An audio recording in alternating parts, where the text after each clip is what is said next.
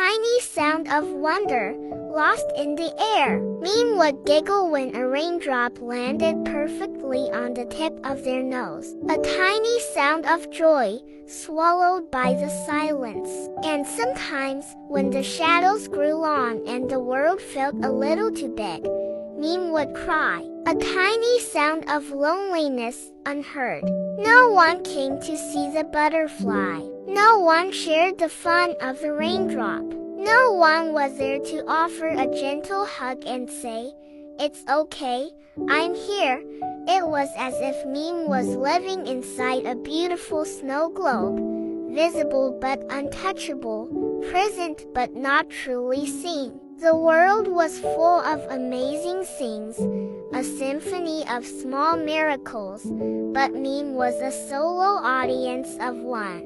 One day, while watching the clouds drift by, Meme let out a small sigh.